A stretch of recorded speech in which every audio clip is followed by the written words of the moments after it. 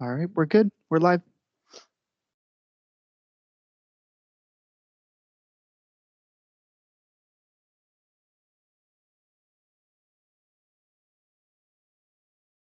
Ready? Okay, the regular board meeting of the Bellevue School District Board of Directors is now called to order for April 18th, 2024. And the first thing that we will have is the roll call.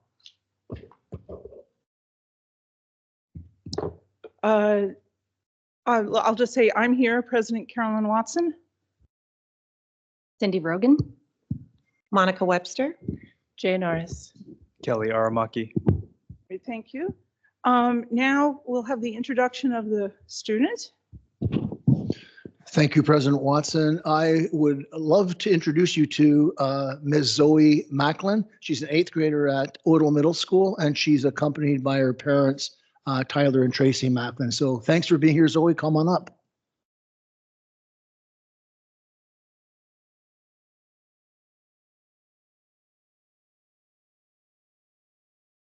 So first, we're going to ask you if you could lead us in the Pledge of Allegiance and the land acknowledgement, and then we'll do the student update. I pledge allegiance to the flag of the United States of America and to the republic for which it stands, one nation, under God, indivisible, with liberty and justice for all. Okay, thank you. Thank you. We acknowledge that we are on the indigenous land of the Coast Salish peoples who have reserved treaty rights to this land, specifically the Duwamish and Snoqualmie tribes. We thank these caretakers of this land who have lived and continue to live here since time immemorial. We reflect on the historical context that brings us to reside on this land and accept responsibility to interrupt erasure. We commit to an ongoing partnership with the Snoqualmie tribe as we listen to, learn from, and lead with their guidance. Now, we'd like to hear whatever it is you wanted to tell us. Hello, directors and Superintendent Aramaki. My name is Zoe Macklin, and I'm an 8th grader at Odell Middle School. I would like to thank my principal, Dr. Potts, for recommending me to speak here with you today. Both Odell and the Bellevue School District have provided me with many opportunities throughout my time here, both socially and academically. For a bit of a background on me, I was the captain of our school basketball team and led our team through an undefeated season. I'm in the National Junior Honor Society, the French Honor Society, recently completed and placed nationally in the Le Grand Concours, the national French contest, and president of the French Club, have contributed and been elected to the Odell ASB. I'm in the choir and in Odell's debate club. Sorry. One of my main focuses, however, is that I participate in the advanced learning program at our school. And I have since the 3rd grade and will be enrolling at Interlake High School in the IB program my sophomore and junior years. Next year, I'm actually going to be in Interlake's musical, as auditions were held previously in March of this year. I'm so grateful for the opportunities that the AL program has provided me with so far and value the work ethic that has been instilled in me. It's truly a rigorous program that has taught me so much, but there are a few issues that my peers and I have discussed. One specifically that I would like to bring up that can eventually lead to a toll on students' mental health. For us, with the current curriculum that we're learning and some of the current styles of teaching, we've found that we're learning the same subjects and the same information as those in the traditional program, just at a faster pace with a larger workload. I feel that it would be much more in accordance with the AL ideals to go further in depth into the topics that we discuss and have a slight change in curriculum instead of condensing the work for us to cover faster rather than spreading it out over time with a large variety of knowledge and depth. The expectations are raised to a very extreme high, even at a young age. For us, it's the difference between potentially learning about judicial petitions and governmental checks and balances with examples from history and writing a DBQ, a document-based question, which is commonly a high school form of exam on a very vague entire United States legal system, then jumping quickly to the next topic. It's the difference between completing labs and experiments and annotating 2 articles about a species and moving on to the next. It's the difference between learning and comprehending the underlying information with meaning and import and simply receiving and regurgitating the information more quickly with a higher workload. Of course, it's very important in the advanced learning program to include the higher intensity assignments and work at times, although it is felt by many AL students that the stress from the number of these assignments negatively affects our mental health, with confidence issues, burnout, anxiety, and more. If we were to learn more in depth about these topics without the rush, it would be much more stimulating and conducive to learn in school without having to learn something yourself or with a tutor, and give a more personal meaning to the knowledge, minimizing the high stress levels that can lead to more severe mental health issues. Despite this, I value the AL program so much and know that it will lay a foundation for my high school path and beyond. So thank you so much for this opportunity, your time, and your ears. Have a great rest of your evening. Yeah, thank you.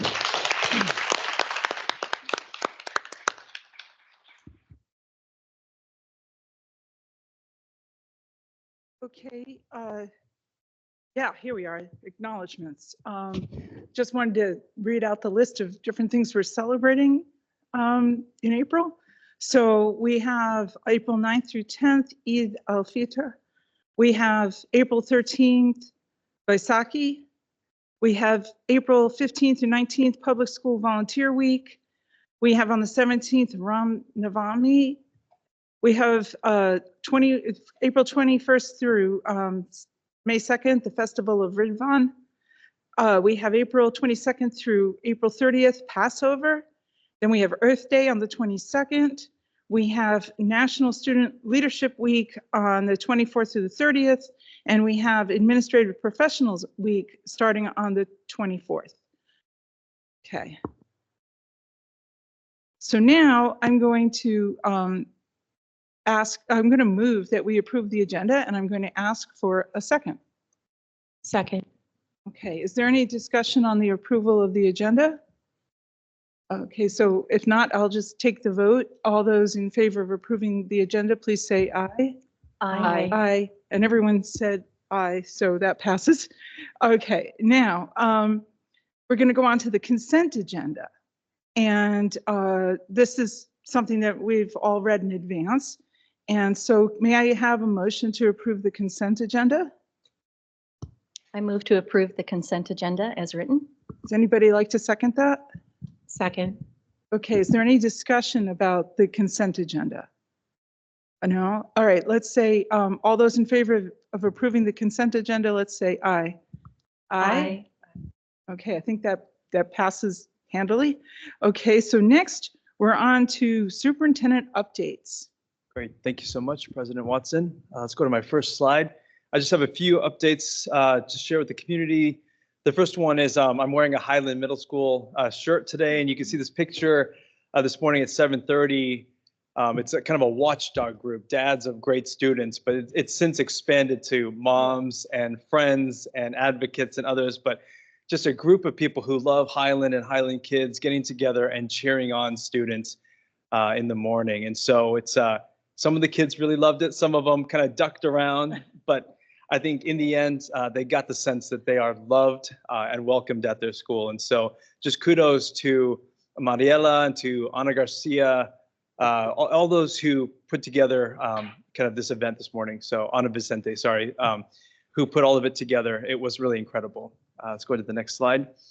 I just want to share some STEM celebrations. You know, Bellevue, we have remarkable STEM programs in our district. And so I just want to share 3 highlights with you today. The first one is the 2024 National Rocketry Finalists. They're the 100 best rocketry teams in the country, and 6 of them, 6 teams are from the Bellevue School District. There's not a single district that has more than 3, and we have 6 teams, 2 from Odell Middle School. So 2 Odell teams, 2 Newport teams, 2 Interlake teams are headed to Washington, D.C. for the National Rocketry Finals.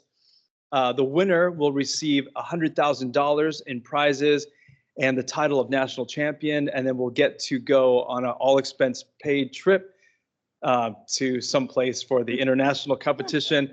And just as a reminder, most recently, Newport High School had won the national championship 2022, but I was reminded that even before that, Odell had won as a middle school in 2016. So kudos to the kids for incredible just success in the field of rocketry. Next slide. Kind of building on that, yesterday I got to celebrate these 2 students here Alvin and Regina, both of them are from Newport High School, and both of them have received a $40,000 college scholarship from Amazon to pursue computer science, software engineering. In addition to that, they get a paid summer internship at Amazon. They actually get to work with an Amazon engineering team, do some building. The event was held at the Amazon, it was called Prime Air. It's their drone delivery manufacturing site where we got to see how they deliver packages no heavier than 5 pounds by drone, which was pretty darn amazing, actually. So congratulations to Alvin and Regina. Really, really awesome accomplishment. And the next slide. I also want to say congratulations to Sammamish High School's Robotoads and to Interlake High School's the Saints robotics team. They're both in the World Championships right now in Houston, competing to be the best in the country. And we're just so proud. I mean, all 6 of our robotics teams representing all of our high schools are incredible. They all performed amazingly this season. But the Robotoads and the Saints team are both down in Houston. And we're rooting them on. So congratulations to our amazing robotics students and programs. My last comment is, go ahead and move to the next slide. I just want to acknowledge Passover, which is happening next week, starts at sundown on Monday. And I just have a few comments about it. One, I want to say happy Passover to all of our Jewish families, friends, neighbors who are celebrating. And as families are celebrating Passover and we're approaching this very, very important holiday for the community, I want to take the opportunity to reiterate our district's commitment to our Jewish students and families and to a safe and inclusive and welcoming environment. I also want to acknowledge that families are burdened by worries about their children being safe in schools. And so I hear from families who worry about the safety of their children. And so I want families to know that I acknowledge that. And that we're thinking about the kids and making sure that they feel safe in schools. And as our families know, and as we're seeing in reports, in the news, there is a rise in anti-Semitism as well as Islamophobia across our country. And in the Bellevue School District, we will not tolerate any form of discrimination towards our kids and our families. If our families have concerns or are feeling unsafe for their children, if they haven't already, I just want to remind them and encourage them to reach out to school principals, to the district, so that we can provide support. And if our students ever feel unsafe, I want to encourage our kids to reach out to the school to report any feelings of unsafety or any form of discrimination that they might be experiencing. We absolutely want them to report, and we will absolutely take care of it quickly. I say this often, but in Bellevue, we are committed to building Dr. King's vision of the beloved community, where all of our kids belong, feel safe, and are affirmed. And I just want to say thank you in advance to all of our kids and our families and our staff who partner together to reach that goal. So, and with that, that is the end of my comments. Okay, thank you. So now it's time for public comment. We're a little early. But let me, I'm going to call on Chief of Staff John Harrison to help us with this. But before that, I'm going to read a little bit of a paraphrasing of this very densely written slide. And I just want to say that we're just going to have a standard of civility that the board is imposing on itself and hoping that everyone will adhere to. And we just don't want to do anything that's libelous, slanderous, unwanted invasion of privacy, anything obscene or indecent, anything that would violate a school district policy or procedure that would be harassment, intimidation, bullying, or discrimination, anything that incites an unlawful act on the school premises or violates a school regulation or creates a material and substantial disruption of the orderly operation of the board meeting. These are like our standard things that we say at every meeting. And then also remind everybody that you can always send us emails too that we do read, but sometimes, especially if there's some kind of big issue going on, we get so many that it's hard to respond to all of them. But we do read them, I can tell you that. So without any further ado, I'll pass it over to John Harrison. Thank you, President Watson. We have four people registered tonight for public comment. The names are there in front of everybody. We're going to start with our online speaker, Melinda Ellian. With our in-person speakers, if each speaker would, there's a timer as the speaker before you winds down. If you can make your way to the podium, that would be great. And when you get to the podium, if you could please introduce yourself, state your name for the record, and then go ahead and make your public comment. So we'll go to Melinda online. Welcome, Melinda. Hi, thanks for letting me speak today. My name is Melinda Ilian, and I'm here today as a parent and a Bellevue Schools Foundation trustee and the Foundation's Grant Committee co-chair. Two things I'd like to mention today. First, I'd like to thank everyone who presented, chaired a table, and attended our Springs for Schools fundraiser. I hope everyone had a lot of fun. If you're not able to attend, or if you're still particularly moved by some of the programs and stories that were shared, I invite you to go to our website and make a donation in support of our students.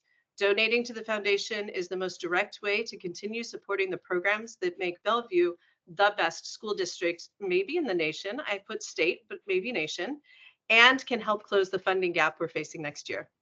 Second, I would like to invite you all to, and this is a mouthful, the 20th anniversary of Bellevue Schools Foundation funding National Board Certified Teachers Celebration on Tuesday, April 23rd at 4:30 in the Rainier Room. We are honoring the almost 400 BSD teachers who have obtained their certification. RSVP is by email to info@bsfoundation.org, or hopefully some of you have been gotten an emailed invitation you can respond to.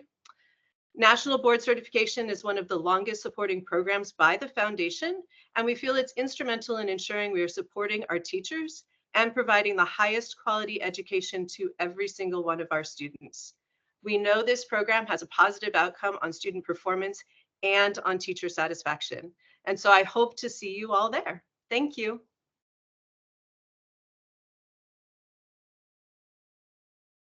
Okay, and next we have Nate Block.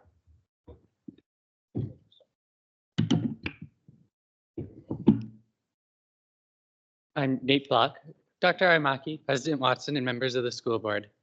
I'm here today because at International School, we haven't had certainty for our campus and the future of our community for many years. As I finish my 6th year at the school and 2nd year as stage manager for my drama program at IS, I see this most clearly in our Performing Arts Center. This facility is extensively used by the IS community for classes and performances. Additionally, BSF held several rehearsals there for their Spring for Schools fundraiser this year. Yet, the district has neglected it to the point that 50% of our lighting instruments do not work. And the control system we used to operate those lights was discontinued in 2008. And while all the other packs have been provided with a newer lighting console, at IS we have been left with equipment that became outdated before most of our students were even born. The district has claimed that investments at IS should be limited because we will be leaving for a new facility in a few years. But that's been the response since before I joined the school community. And once again, there is no plan. Even when district maintenance staff accidentally tore a 6-foot hole in our primary backdrop curtain, we were left to just sew it back together without even an acknowledgement that it was damaged and needs to be replaced. We need a plan, a timeline, a commitment, and for it to be stuck to this time so we can effectively invest and plan for the future of our school. I'm asking you to make this commitment to our community before the school year ends so that all facets of our school can start to plan around it. If we have a timeline, for the first time in a long time, we can start to engage in long-term planning. We can start soliciting student and staff input into what is important in the next evolution of the IS facility. We can know how to invest so that we can maximize the benefit to our students. The longer we go without a plan, the more detrimental it is to our students. Thank you, and I look forward to a plan.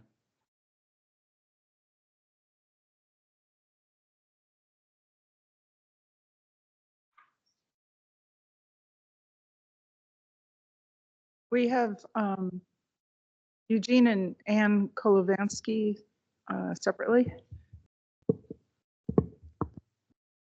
Maybe lower this somehow. There we go. All right. Hello, board members, Dr. Aramaki. Thank you for your comments earlier. My name is Eugene Koloviansky. I'm a parent of 2 students in the district, speaking tonight to bring attention to another concerning walkout scheduled at several BSD and surrounding high schools, including Sammamish, Newport, and now Bellevue. Like the previous walkouts, this event is being instigated by outside parties seeking to sow division and hate in our community.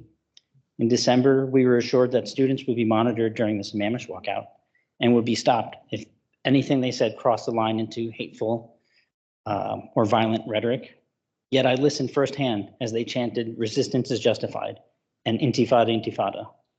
The resistance the teenagers are justifying is the rape, murder, and kidnapping of innocent civilians. The board's silence condones these abhorrent acts. You can protect students' rights to make statements that you do not agree with. However, your silence as a board, as community members, as fellow parents, tells all our children that these words and acts are acceptable. Unlike the previous walkouts, the one scheduled on April 23rd explicitly seeks to be disruptive. As the materials state, quote, "The nature of a walkout is to be disruptive." The sponsoring organizations of the walkout state explicitly that their goals include one state of Palestine. That means the eradication of the state of Israel. They also include the phrase, "From the river to the sea, Palestine will be free," which the ADL and more recently, that United States House of Representatives has determined is anti-Semitic. It is also no coincidence that October 7th was Simchat Torah, a significant Jewish holiday, and these walkouts are scheduled on April 23rd, the first day of Passover, another significant Jewish holiday. You've had many months to educate your students, staff, faculty on how to identify and react to hateful remarks. You've heard countless pleas from Jewish and Israeli families expressing concerns. Next week, please ensure that Jewish and Israeli families feel safe and the schools are not disrupted. Be role models by taking a stand to show that anti-Semitism and hate is not acceptable. Please find ways to bring our students together and not silently condone hate. Thank you.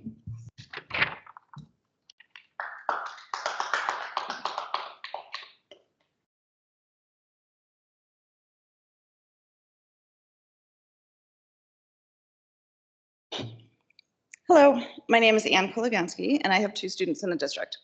I was able to speak with you Tuesday at Sammamish, so I won't repeat that statement in full.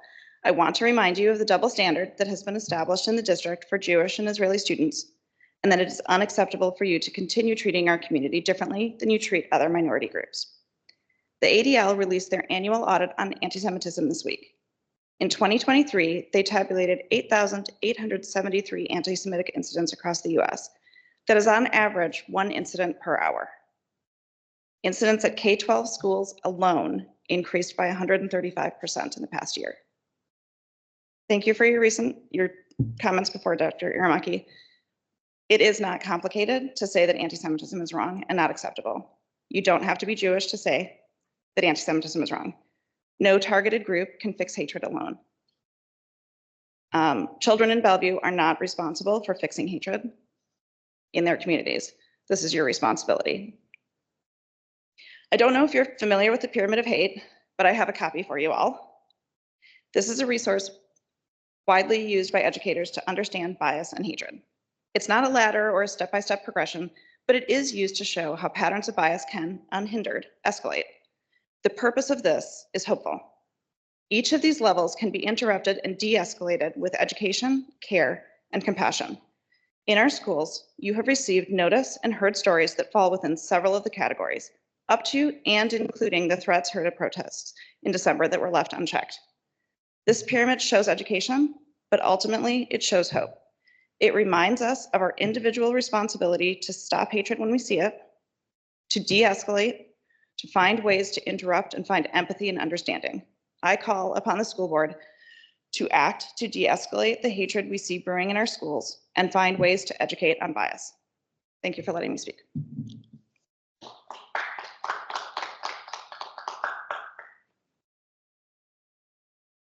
Okay, next on our agenda is our financial update.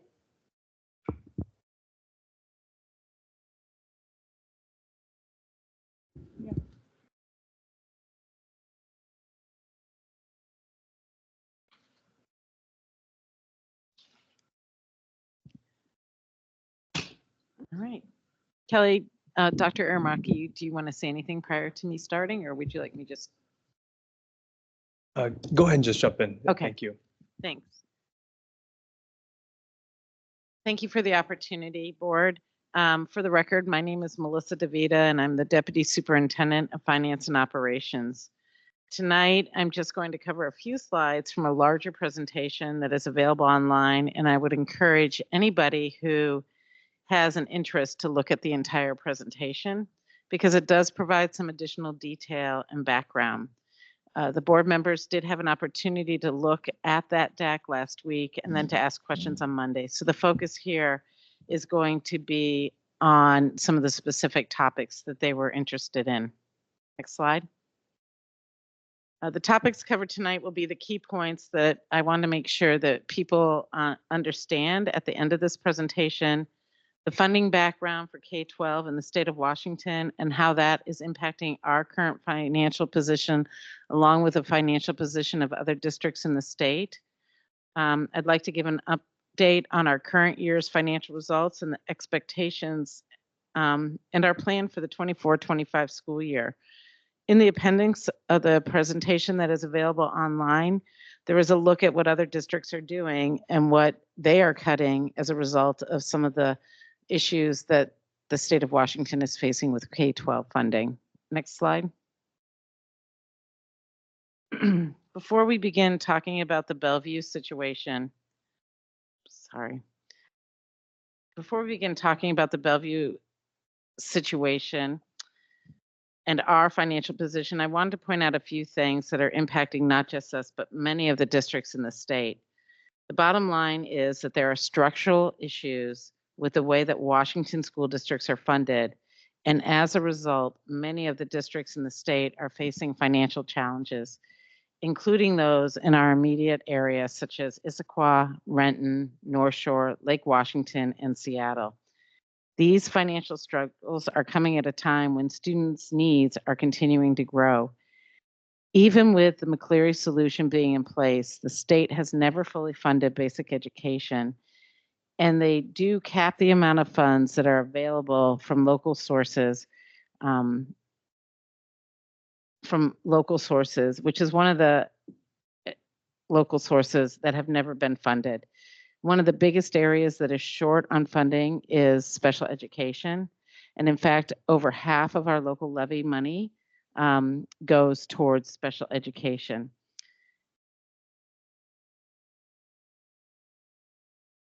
Next slide.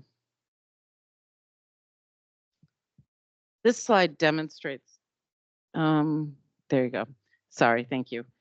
This slide demonstrates some of the issues with our state funding model once adjusted for inflation. The funding on a per pupil basis has been shrinking since 2018-19 and is now more than $660 per pupil less than it was 5 years ago. In 2018-19, that was the year that the McCleary solution was implemented. So not only are we losing enrollment, which is causing our revenue to decline, but we're also losing funding per student year over year. Next slide.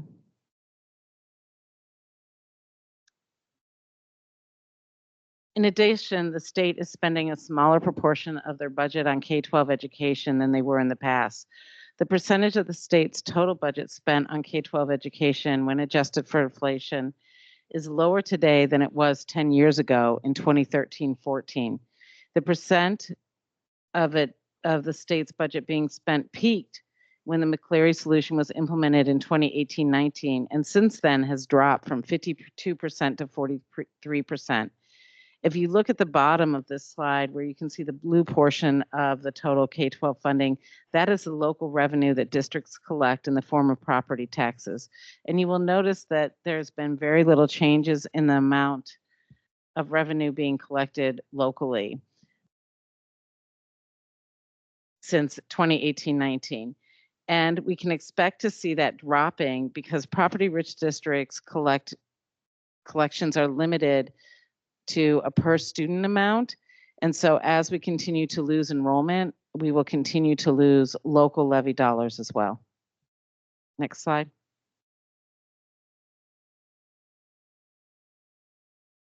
Okay. Bellevue School District was fortunate this year to have 432 more students than we had in October of last year. In addition, we've added another 156 students to the district. The majority of these students and the ones we saw in October were non-resident students, which means they live in other school districts. 35% of the non-resident students are children of employees of the district. And while the additional students have had a positive impact on our revenue picture, it has not changed our expectation of declining enrollment in the future. When we're looking at the cohorts of students by grade level, at high school, they're close to 1,700 per grade. Now, 11th and 12th grade is lower because of Running Start, where students attend local colleges such as Bellevue College, and those students are not included in these numbers. But if you compare the 1,700 students per grade to the 1,200 students we're seeing in kindergarten and first grade, that results in, as students graduate, a loss of 500 students per year, and that obviously will impact our revenue year over year. Next slide.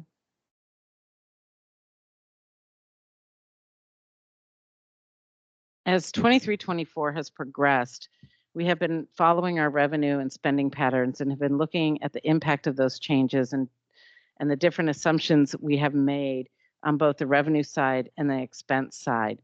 And while our enrollment was up by 156 students, which was positive to our revenue outlook, our transportation ridership was down by 16%, largely due to some of the cancellation of routes we had to make due to the bus driver shortage. We also lost money because of the Stop Paddle Camera program, and we haven't been able to renew our contract with King County, which resulted in another loss of $1 million. And we're not able to meet our calculated ratio of 17-to-1 staffing for the K-3 grade level. We were at about 18-to-1, and that impacts our revenue picture as well.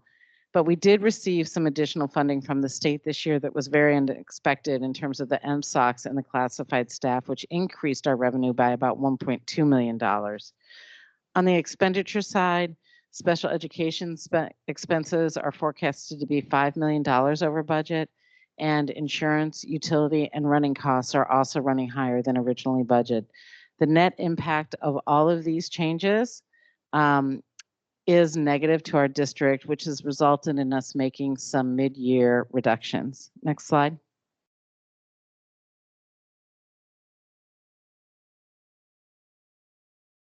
For the mid-year, we've reduced our spending on material supplies and operating costs at the central office, and we have frozen hiring at the central office. And these were positions that were vacated over the course of the year that we are just not going to hire until the end of this fiscal year. And even then, some of these positions will not be replaced. We've been able to change somehow how some of our salaries are charged due to the work that some individuals are doing this year, implementing the new website. And we have been able to absorb some additional expenses into our grants, such as Title I and IDEA funding from the federal government. We are also moving more expenses into the category of reimbursable from Capital and Technology Fund, which basically will provide an increase for us on the revenue side of our general fund. We are continuing to monitor all of our expenditures to see which ones can be reimbursed from our Capital and Tech Fund, and there is a resolution on the agenda tonight, which is asking to increase that transfer amount. And then finally, we've reduced our summer school budget to the actual expenses that we have been experiencing the last 2 years. We do not expect this to reduce services in any way, and we are not going to be charging students any fees for summer school. So this was an over budget as opposed to a reduction in budget. Next slide.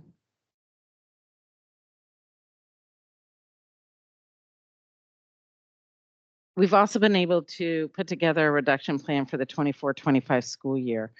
A few months ago, the board put together a list of guidelines that should be applied to our budgeting process year over year. Those are available in the full presentation, but they also put together a list of budget parameters that were used to guide this year's reduction process.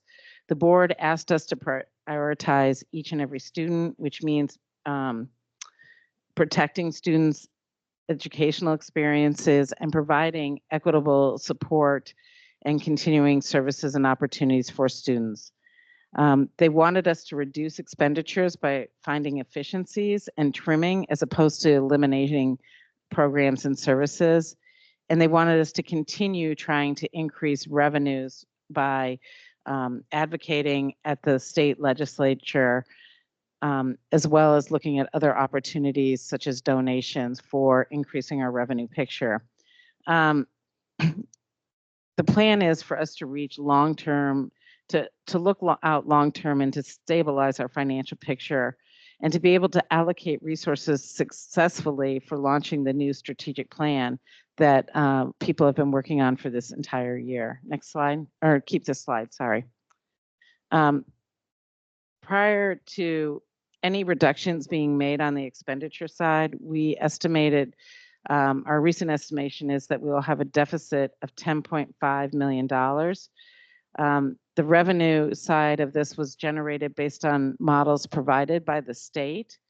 Our general apportionment is what we get for every student in the district. And then there are some additional funds that we receive to use for specific purposes, such as transportation, special education, multi-language learners, and LAP funding, which is targeted for reading.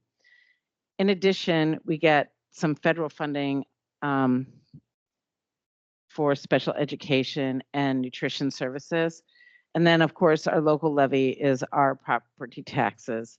The other local funding is primarily tuition from our early learning program and donations, along with funds that we receive for renting our facilities out. And then finally, you see that capital to general fund transfer, which we talked about earlier. And we expect that next year to be close to $34 million. On the expenditure side, the majority of our funds are spent on our certificated staff, which is what you would expect. That is our educators, principals, and some of our central office administrators as well. Our classified salaries include people that support our schools, such as maintenance, bus drivers, also people in the central office, such as payroll, human resources, as well as many of the staff in our schools, GSAs, paraprofessionals. The material supplies and operating costs, a lot of people think that this is just supplies, but it is much broader than that. It includes our fuel costs, our utilities,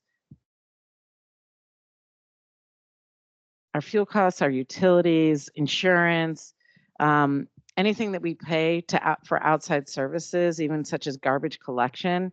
And it also includes some of our other labor costs. So anytime that we have overtime, employees work a longer day outside of their schedule. For example, if they're scheduled for 4 hours and we ask them to work 6 hours, even though it doesn't qualify for overtime, it is additional pay that we give them. It also includes any temporary employees and substitutes. So there is labor in the material supplies and operating expenses as well.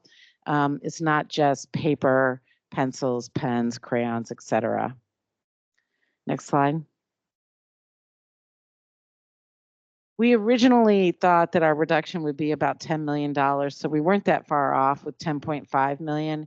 And we had put some targets together as to where we were going to find the funds, whether it was our operating costs, in our operations, which is really, excuse me, maintenance, bus drivers, nutrition services, people that support our schools, moving some of our contracted pairs to employees because it is a much lower cost to hire them internally as opposed to from an outside agency.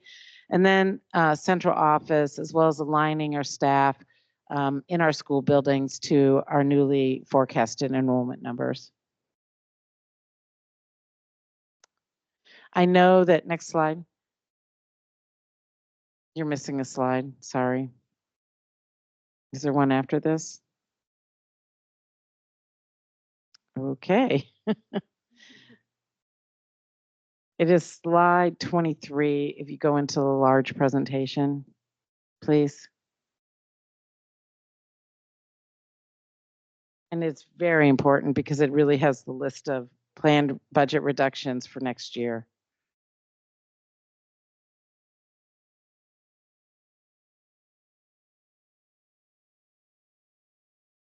It's the meat, so I've got to wait for them to bring that up. It's on the back side of the one that you just lifted up because you double, anyway. Oh, that's not it.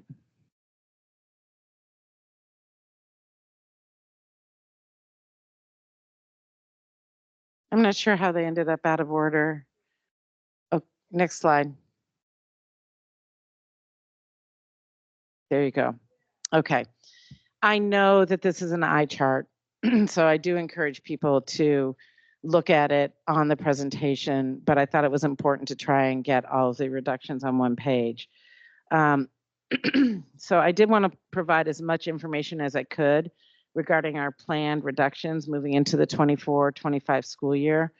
For the most part, these reductions are being made outside of school buildings and include central office reductions, reductions in our material supplies and operating expenditures, not filling vacated positions that we discussed earlier for some of this year's mid-year adjustments, moving additional paras into internally from the outside contractors.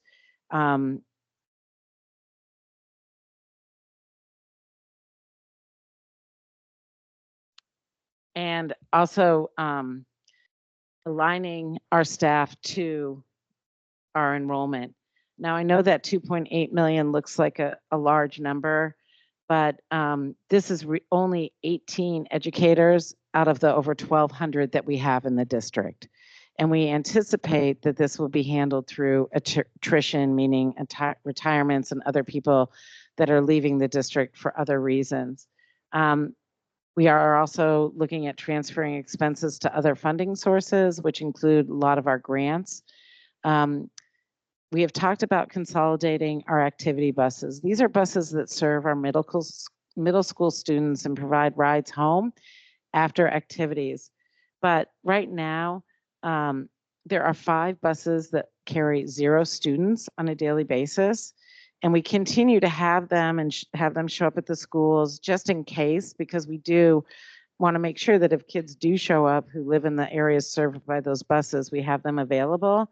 But the largest number of students carried on an activity bus is 23 at this time.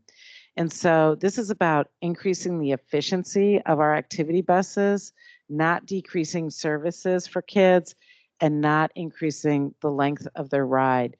So we will look at these changes as we're analyzing the opportunities here. We will incorporate the equity-based decision-making model so that we make sure that we do not impact students that have been marginalized at the center. But I do think we can get more efficient in this and reduce some of our expenditures and still provide these services to kids. We've talked about the reducing of summer school already. We are anticipating reducing the MSOC spending or budget at the schools. Many of our schools end the school year with more than 30% of their MSOC's budget unspent. So reducing it by 15% and limiting their carryover to 20% of the previous year's budget should not have a significant impact given their spending profiles in the past. We do not think that they will not be able to purchase paper, pens, crayons, and other things that they use to supply their building. And if somebody has an issue or a need, we will definitely work with them to meet that need from other areas. Lastly, we are looking at adding 9 staff to meet the K-3 17-to-1 calculated student to teacher ratio. We use the same staffing models this year that we've used in the past for all levels of schools. We did not increase class sizes, but some of it depends on where kids show up. in terms of those calculations and how they play out in the 17-to-1 ratio. If students showed up exactly how we forecasted and how we staffed in the staffing models, then we would be at like 17.8-to-1. So we can add 9 additional staff members and then reach the 17-to-1. The funding for those positions, it would basically cost us $35,000 per educator because we pay $35,000 more than what we get from the state for each of those educators. But I think that's a great deal. So to get 9 educators for a total of $315,000 versus $2.4 million is a huge deal and could really support kids as needed in our buildings. And so we did put that in the budget to make sure that we hit the 17-to-1. We'll continue to monitor enrollment in K through 3 over the course of the summer and bring that staff on as early as possible in order to meet that. Next slide. The last thing, there you go, perfect, thank you. I do want to say, while these reductions will have an impact on students because we focus all of our spending on students, we did try and keep any direct impacts on students out of the reductions this year. Now, moving forward, as I said earlier, we do anticipate having to find additional funds going forward. One of the things that I wanted to point out is we assumed flat enrollment in this projection. And so as we get our additional enrollment projections, we will be looking at potentially our reductions being more than the 15 million that you can see here over the next 2 years. We did include inflation factors. We did include estimated increase in salaries and benefits based upon information put out by OSPI. But every time there is a salary increase provided by OSPI, this year they gave us 3.7%, but it costs us more than that because they don't fund the payroll taxes that we have to pay on top of that. So you can think of it immediately as a 20% bump up in the cost of it for us versus what they give us. And they don't pay for staff that we fund out of our local levy. So if the 3.7% equated to $15 million, it will cost us closer to $20 million. And that's why you're seeing these hits below, because they don't fully fund pay increases, benefit increases, nor do they fully fund the inflation that we're seeing in things like our utilities. Utility costs are going up 7.5% next year, PSC has already told us. So when they give us 2.5% for inflation on MSOCs, it doesn't even come close to covering it. And so that is why you're seeing these differentials. We put in the minimum fund balance here at 5.3%, even though I know the board's policy calls for 5 to 6%. And we do that because we try and put contingencies in multiple places. So I talked earlier about the 300 less students in revenue versus expenditures, which is about $3.2 million. We add 10 teachers into the expenditures in case revenue comes in higher so that we've already got the budget for that staff. We're putting our minimum balance at 5.3% versus 5%. So we're building contingency in there because we know that all of our assumptions don't come out accurately. We hope that they're positive and not negative, but we do budget in case they're negative. So lastly, I know that we're reducing at 13.1 million versus the 10.5 million that I said was our deficit.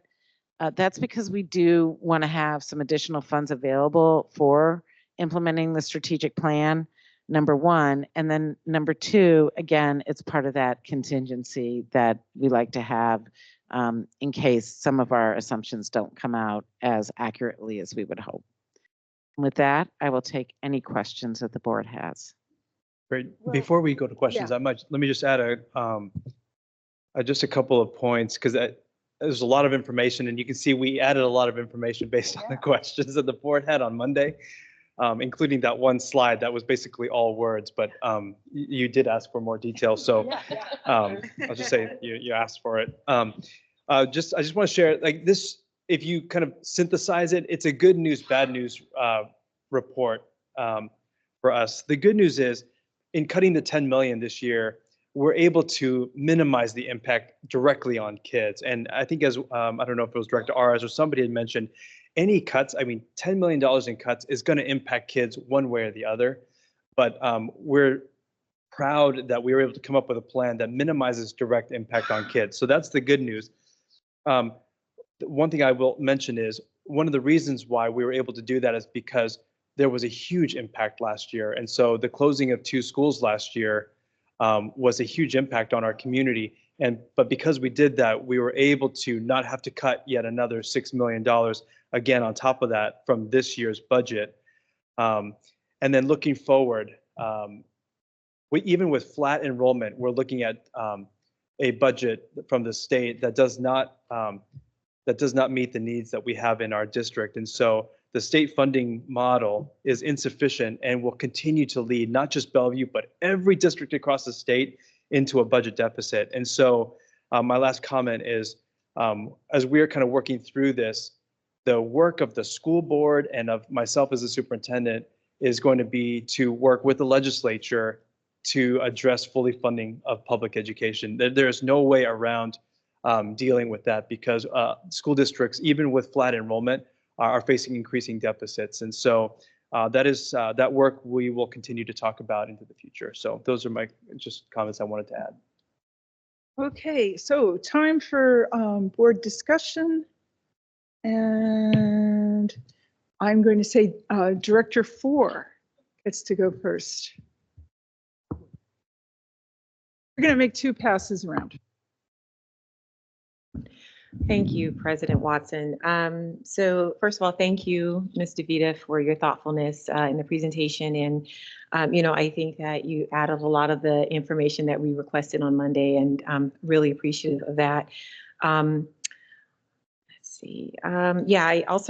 really happy to see that you also added that educational component as well. I think that's really important for our community to kind of understand the challenges that we're facing, with the current funding model. So thank you so much.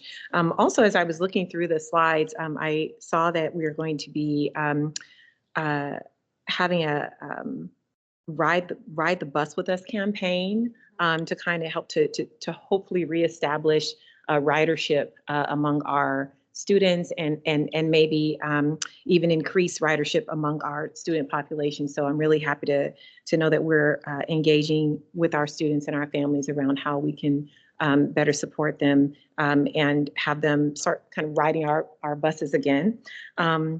And really also happy to hear that we're going to be utilizing the EDDM process when we're thinking about the cuts and the consolidation of our activity buses to make sure that they aren't inadvertently and disproportionately impacting our historically marginalized students. So really happy to see that that's going to be an intentional process. I do have one question. So it looks like our transfer students do make up at the high school level do make up majority of the transfers that are coming from out of district. And I am wondering what strategies or thoughts have been put into sort of attracting students at the lower grade levels. It may help to stabilize our enrollment in the future. And just as we're thinking forward, I'm just wondering what thoughts have been put into that. And that's all that I had. Thank you. Okay, Director Aras. Well, thank you very much. I want to call you Director DeVita, but sorry, titles are not my thing. I so much appreciate you taking the time to answer all of our questions and also emailing us with some of the responses and the thoughtfulness that you've gone through as far as going into the details of where to save money that is not going to directly impact our students. But I do want to highlight what we, I think, discussed on Monday, which is that all of this does impact our students And it's important for our community to understand that. One of the things that kind of stuck out, which made me go, wow, you really did, into the details of going from 30% to 15% of the, reserve for the materials for buildings. I think that was really clever. There's a couple of things I wanted to, I also wanted to, really applaud the fact that you're focusing on equity, making sure we're creating that space for success for all of our students, even with this reduction. There's two questions I had. One was regarding the paddle program. Do we know typically when they make that decision to approve that? Is it in spring, fall, summer? It would be great if there's anything that the board could do to help that process. And the other is, I appreciate you kind of going into the nuance on the where are the differences in the cost of what the state provide versus what is actually happening on the ground. For instance, the thing was the utility differences in the cost. I wonder if it's possible for you to create additional slide for the community to really kind of highlight that, because I know our community likes to go into the nuances and see, are we really, where are we really losing money, and why are we in the deficit? And I think some of that would help create clarity, especially as we march forward. And some of this is going to cost more, I think, conversations within our community, and that clarity would help. And then one other question, you mentioned that I appreciate the value of 9 new, I think it was 9 new staff. Are they all certified? They would all be certificated, Okay. yes. Thank you. I think that's it for me. Okay, so now it's my turn. And so actually, I really like the additions that you made to this presentation, because I'm thinking about, how am I going to communicate to people who have questions? And one, the introductory information that clears up some of the misconceptions is really helpful. The mention of the board guidelines is helpful.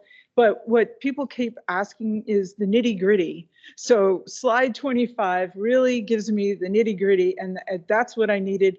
But also the multi-year, I've been asked for the multi-year, and you put that in, so that's great. And I think that bit about what's going on with other districts is also really helpful, because I did watch a parent have an aha moment when he realized that it wasn't just Bellevue doing this to him.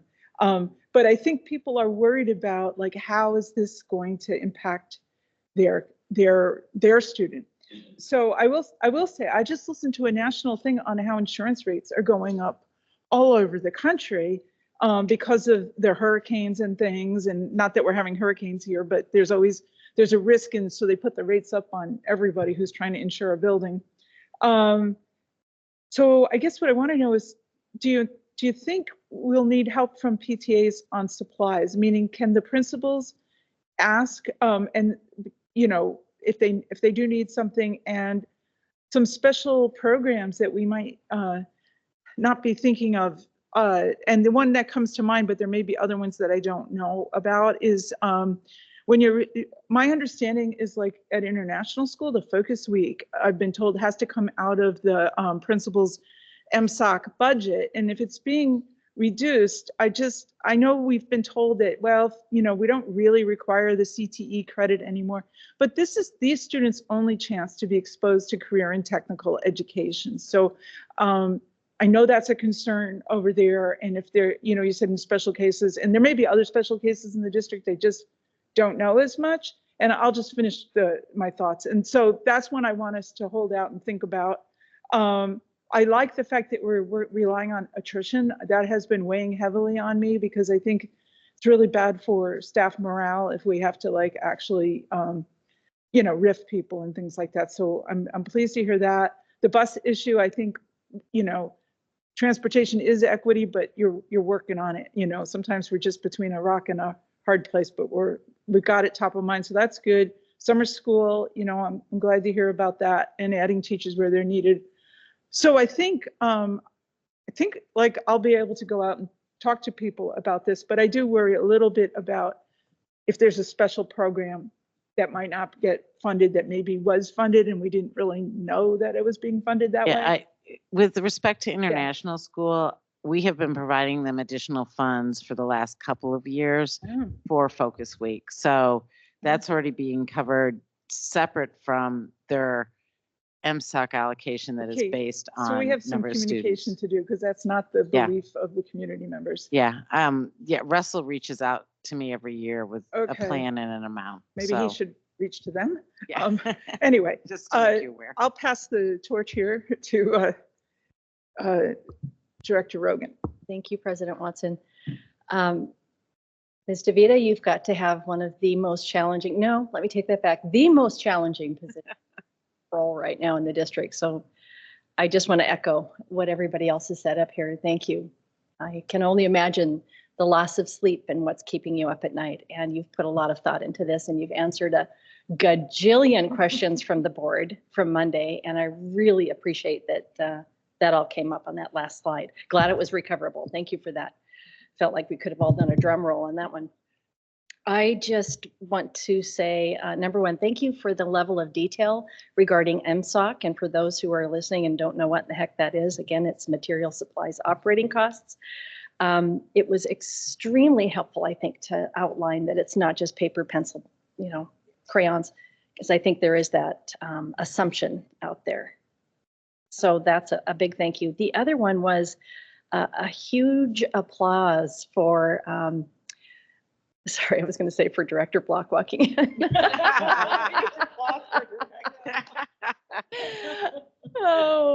Anyway, back on track. Applause for the K-3 17-to-1 ratio. There is such a collective amount of research regarding early intervention and early learning, just really setting the stage for our students.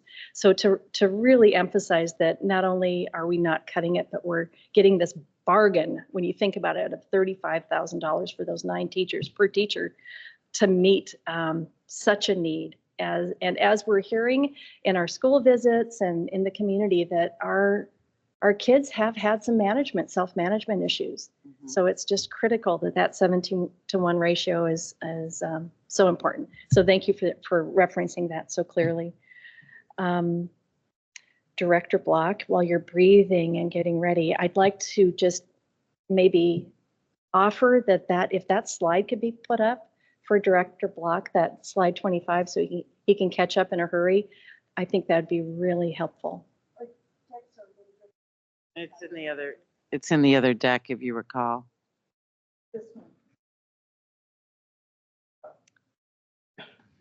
It's coming up. It's a new one though. They added a lot to it.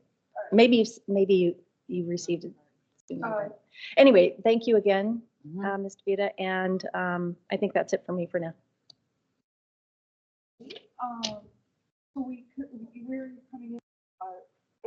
We have just. Oh, you really? Oh, yeah, that's great. Well, we finished There it is. a first round of director discussion, and we just finished with Director 3. So we're back to Director 4, but we could go to Director 1 if you wanted to. Well, I can go. Go for it. I don't have any additional. Okay, you don't have anything. So that's 4, 5. Okay. I just want to echo what was just said regarding the 17-to-1 ratio. That is one of those concerns that I think a lot of our community and staff have, mentioned, to try to keep it small so they could actually function and learn. And I think about the fact that we're still dealing with our students who are impacted through the pandemic, and this would be so helpful. So thank you for really focusing on that. I just want to say big thanks for listening to our ask regarding what we would like to see in the through the budget balancing process and the reduction. The one thing I think I'd like to kind of bring back and circle back, because I don't see it on this slide, which was that there is a difference between the OSPI versus what was originally proposed as the possible difference in what it is. And I think you brought up a point on Monday that I think it is really important because I could still hear community challenging why is it 13 million versus 10? And I would love for you to explain some of that because I think there's a value in the answer you gave us.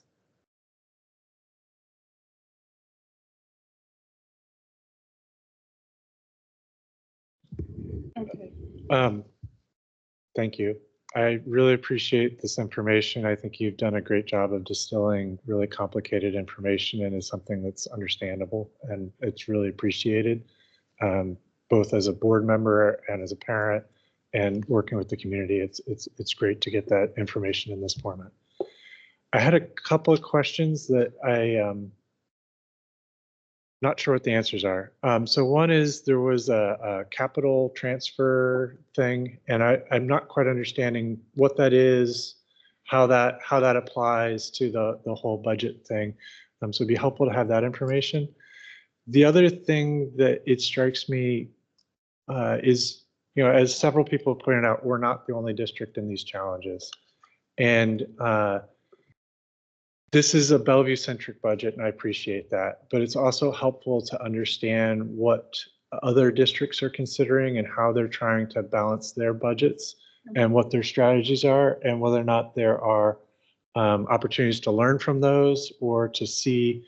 I know, as I think was shared with you and Dr. Aramaki earlier this year, there was a number that was shared about central budget administration costs. And you said it came to a recognition that some of our costs were being misallocated at that point in time. And just understanding some of those comparisons, that everybody's always doing comps. So it just strikes me that we have a bit of a peer group of similar districts, and it's worth understanding, both where they're looking to cut, how they're proceeding with those cuts, so that we can educate ourselves and our community about the deliberate decisions we're making, as well as how those compare to the decisions the communities around us are making. We got something on that. Sure. The appendix has Yeah. other districts' cuts that have been already published. So it's got North Shore, Yakima, Vancouver, Renton. I added them late. I apologize that I am late. I didn't have All a chance to good. digest all of that. It's all good. Yeah, let's just finish. It's my turn, and I think I'm done, so I'll just pass. I don't think I have anything further to add either. Thank you. Melissa, if you have any, it'd be great if there's anything kind of low-hanging fruit that you want to just answer or comment on from the questions that they shared. Absolutely. So first, the capital transfer. There is a WAC, which is basically a law that allows us to, there's two ways that we can use our capital funds. One is to direct charge, and we can do that for things like the implementation of a software program or package, but we can't do it for like the maintenance or ongoing costs. But what we can do for the maintenance and ongoing costs of specific areas of expenditures is we can pay for them from general fund and then transfer capital and technology levy dollars into our capital fund or into our general fund as revenue. And so we have been scouring the last couple of years and talking to neighboring districts, as you pointed out, to say, what are you charging, basically reimbursing our general fund for out of your capital account? And so if there's things that they've been doing that we haven't been doing, then we're starting to do those things because they've passed audit for them. So one of the things the auditors always look at is, what are you transferring funds from capital to general fund for? And so working with other districts, we just want to make sure that it's going to pass audit, and we're not going to have to reverse things in the future. So we're basically able to transfer 2.8 or $2.9 million more from our capital and tech levy to our general fund. And that is for everybody who works in the technology department and all of the MSOCs from the technology department. I'll just point out that's on slide 19. Will Okay. you show it? Okay. But other districts I talked about, from the 13 million versus 10 million. So we build our budget over a period of time. The first time we do an estimate of what our shortfall could be is in January. And so that's a very, very high. And then as we move through the months, we get more and more data. We get a model from OSPI, all of that. And that's where we ended up at the 10.5 million. So we weren't that far off from our initial estimate, but our initial estimate is what I showed you.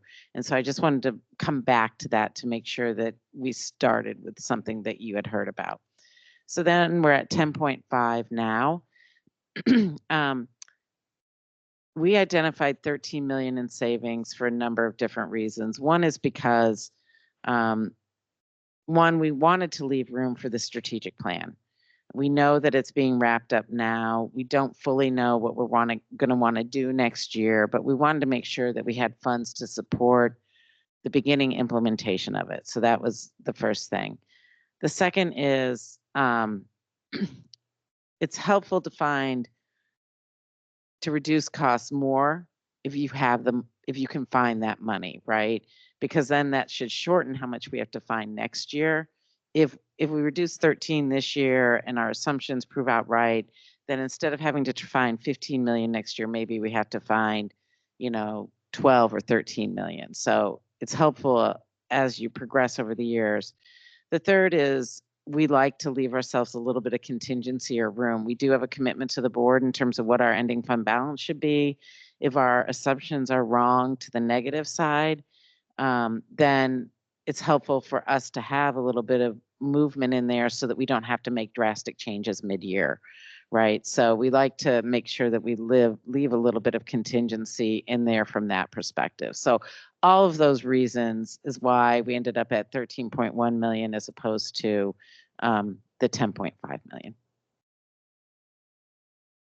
So next steps, we're going to be communicating this out to the community, to our staff and everything. And Melissa, when does the board actually take the vote on the budget? So the board will not vote on the budget until August. They have to vote before September 1st. Basically, I will present to you the final budget in either late July or the first meeting in August. And then at your second meeting in August, we will have a budget hearing. And then we will ask you to vote on the budget itself. And it has to be voted on before September 1st. Okay. Awesome. Thank you. Yeah, good. All right. It looks like we are now ready for director discussion. And if we follow our plan here, it would be Director Aris who would be the first person who would get a chance. Okay, so then I want to first say that the opportunity to go to NSBA, the National Board Conference in New Orleans, was very much appreciated. A lot of learning. It was quite intense. There's a lot to share, but I'll keep it simple and try to keep it at the high level here. One of the pleasures I have to say that and maybe emotional was to listen to Ruby, who was one of the, I think if you all have seen pictures of the of our one of the first Black students, she spoke, and it was very it was just amazing to hear what she had to say. There was quite a bit of information I think that is useful that I'd love to share with the rest of the board, so I will email it of the information I was able to gather digital wise. But there was another one that was one of the other speakers that spoke, who I think started the Special Ed Olympics, and it's called the Dignity Index. And there's a lot of articles around that. And I'd love for our board to maybe take a look at this. I'll take a picture of the actual card that I received and forward it. But I think it's something maybe we may want to consider thinking about implementing. It just encourages us to stay positive and helps us to kind of think how we phrase our questions to encourage better solicitation that is impactful. And so they have a version for students, honestly, I think if we were to bring him in for the entire community to do maybe a learning opportunity would be useful. The other is there's a free, I think, resource. I don't want to call out the company's names, but there were some free resources that was provided to us around financial literacy. I know that one of the things that the students, as I talk to students as they graduate out of our high school, that they wish they had was financial literacy. And I think that it's going to be a requirement coming forward as at the state level. So it may be something that as a district we want to look into, since it's free resource and there's also additional funding that they could provide to school districts. A big seminar that I went to, which I will again forward, is special education, how we could, as a board, we could impact special education space in the board space, which is something that I thought would be useful for the rest of the, as a board. And there's one other, and the assessment, and I think I had mentioned before, early this week, how to be a better functioning board and setting goals and assessing ourselves to kind of, check in and to see if we're achieving what we want to achieve in the same way we expect the rest of the staff and the district to step up. I think it would be great for us to start thinking about that. I'd love to have a discussion around maybe at our next retreat, whenever that is. And yeah, I will forward all the information that I collected so you guys can have a lot of good reading time. Okay, thank you. So now we go over to Director Block. I want to first reflect on the visit we had with Sammamish High School this week. It was a great opportunity to see that school. It's my third time now in the last year I've been in that school. And it was a great opportunity to see faculty, parents, and students, and the student voice was really impressive. Both impressive students and students who are willing to speak up and voice their personal challenges engaging with the classes, where I was very impressed by one of those students who pointed out that, he's one of the kids who sometimes wanders out of the classroom, and talked to him a little bit about what it would make to make him more engaged and interested in the classes. Because I don't think I would have been willing to say that at that age, that I was one of the kids. Also, been working with the Sustainability Committee, had a great visit with a lot of BSD staff. One of the things that we're working on right now is goal setting for the next 20 years for really some of our infrastructure. And one of the pieces there that I think would be great to maybe have a 5 or 10 minute update to this group that I know the community's expressed interest in is where we're at on bus electrification. I know the Director of Transportation said it's something that we're continuing to evaluate. The technology does not meet the Bellevue School District's needs at this point, is what our belief is, but we anticipate sometime in the next 5 years or so, it will. And so making sure that we're both communicating that and all the things that we do as part of our district. And I know we have a transportation forum coming up that we'd love to have as much participation in as possible from the public to talk about different modes of transportation and how to make sure that we're not creating big single car backups at all of our schools.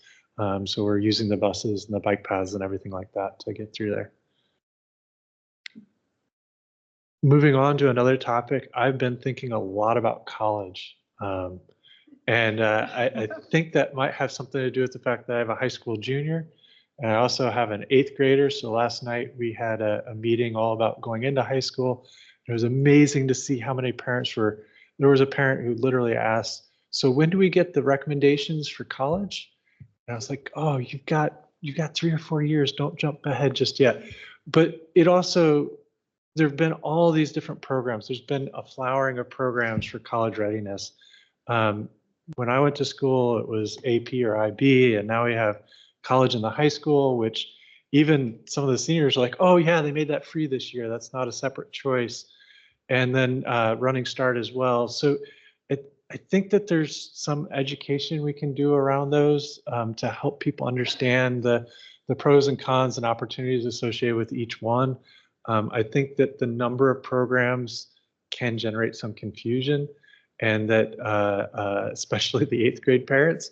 But some of those programs have a lot more applicability to with students who choose to pursue studies within Washington State. Some of those programs are more transferable. And I think that they're just opportunities for us to do some of that. I just went out and visited these colleges, and I got to go visit my alma mater for the first time in 20 some years. One of the things that really struck me was how much work they're doing at the university level to create these intentional spaces for the students to do collaborative work in addition to the academic spaces. And, you know, it makes me wonder how we can be thoughtful and strategic in making sure that we're providing those spaces in our campuses as well. I know some of them do to some extent, but those informal exchanges and opportunities for students to get together and do group work are really, really important and valuable. And thinking about how we use our campuses and ways that we can make those opportunities available is something that's really important and great. Thanks. Thank you. So I have a couple of things on my mind. I guess starting with our visit to Sammamish, I somehow find myself always in math classes. So I got to see 2 different math classes, which I also did at Odell. And it was really interesting to me to see a differential equations class and how engaged the group of students that were in there how engaged they were in it. And then I think I already sent maybe an email to the board members, but I have signed up for a City of Bellevue Experience Bellevue bus tour.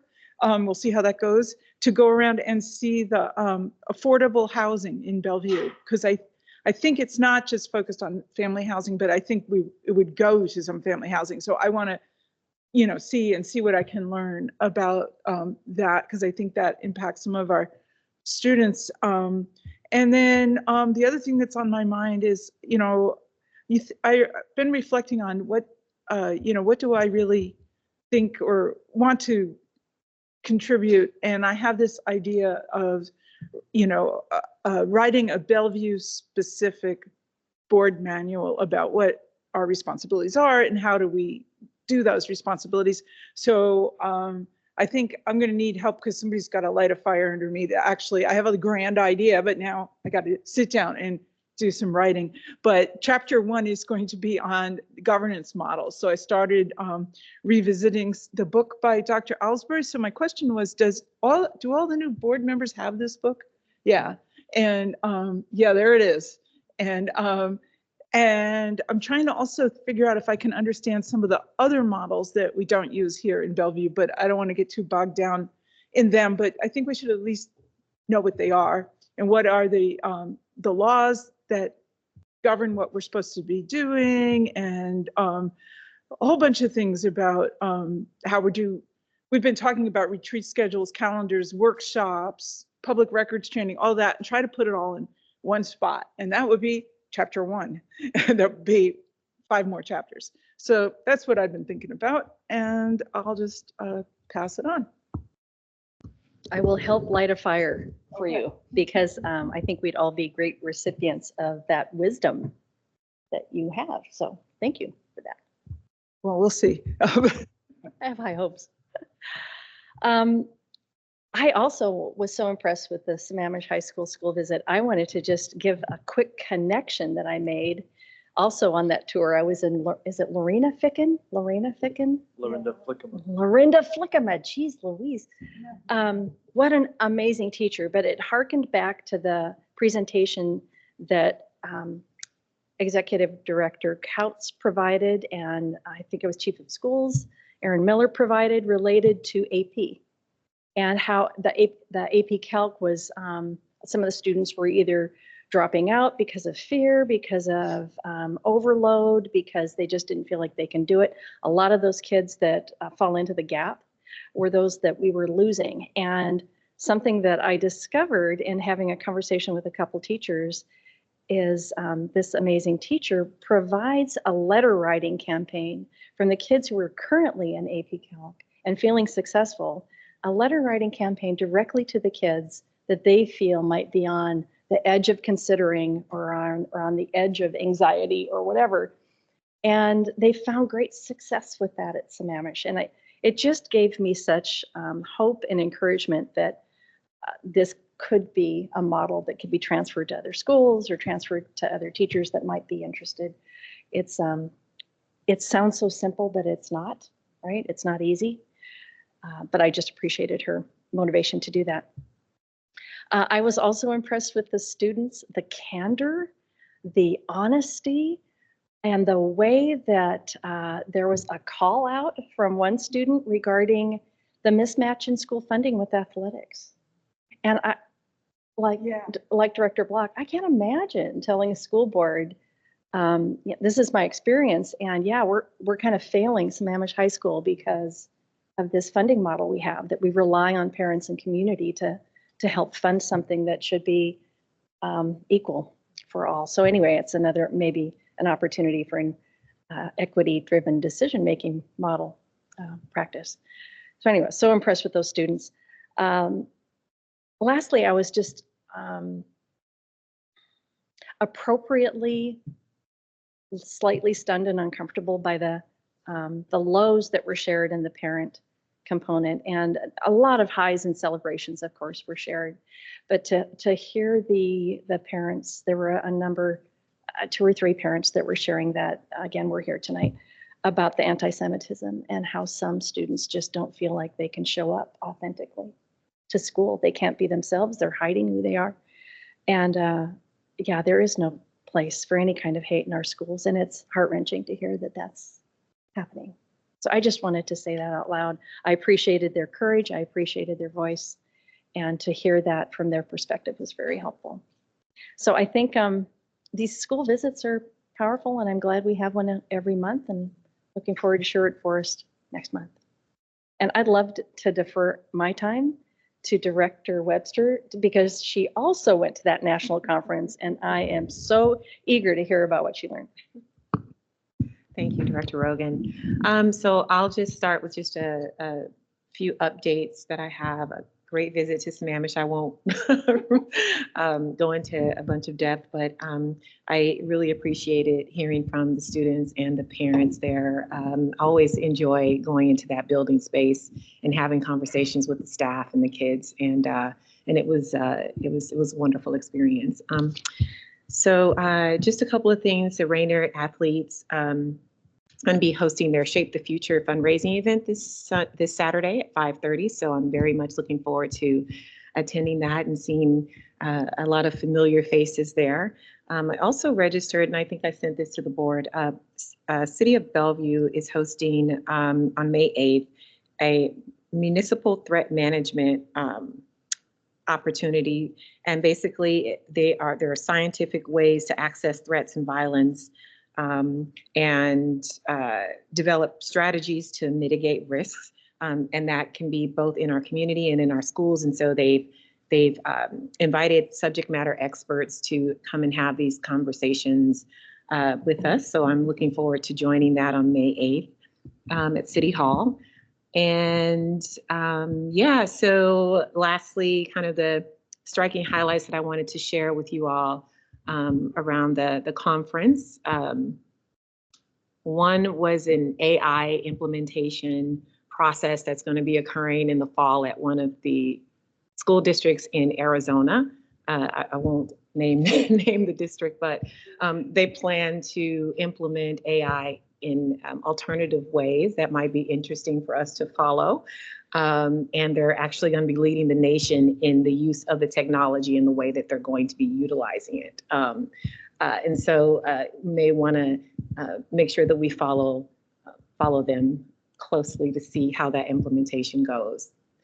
Secondly, one of the sessions that I went to was around how we can better support our LGBTQIA+ students in our school spaces. And, I really thought that the facilitation was like phenomenal. They had this planned presentation of how they wanted to kind of go through the material. They quickly learned that, with all the different board directors across the nation and different superintendents in that space who had like direct questions around how can we really do this? Like, I have this case happening right now in my school district. How can you help me? They shifted the entire presentation. Yeah. And kind of went with the flow, and we're talking about microaggressions versus macroaggressions and how either really have a significant impact on the overall well-being of kids, whether they're micro or macro, it doesn't matter. They still impact our students, and then really just able to answer more directly kind of the questions that were coming up. And it was really interesting to hear that even across the nation, they're having the same challenges that we're having here. And so it was kind of just like, oh my goodness, it's not just us that are, have these challenges and facing these challenges, but it's across the nation. So I was able to make some really good connections with other board directors across the nation. So that was really great. And then I think the highlight of my experience at the conference was getting to hear Ruby Bridges in person speak about her experience as a Black student in a white space. And the thing that she pointed out was that she had a supportive teacher who didn't look like her. Like, that was the most impactful thing for her. And it really impacted her overall educational experience, was having that support in the classroom from that teacher who, she said, made her feel welcome every day, And so I took that back with me and a lot of other things, but just wanted to share that with you all. That's all that I have. Is that everybody? Yeah. So we seem to be a little early, but given that we have a study session coming up, I think We could use the time. I'll for take it. EDM. So we'll go on. We're not adjourning, it's a break, but it's not going to be interesting for anybody too much. Well, maybe it will be. Yeah, this isn't an executive session, so I'm sorry, I take that back. It might be interesting, but no, it will be. It's the equity-driven decision-making, so actually that's very interesting. I was thinking if it's executive session, then it really isn't interesting because it's just silent, and that's no good for anybody. Okay, so we will go into the study session. Will we go into it a little bit early then? Let's see, about 6:20. So, all right. So for the next 20 minutes, we won't be very interesting. Okay, all right, bye.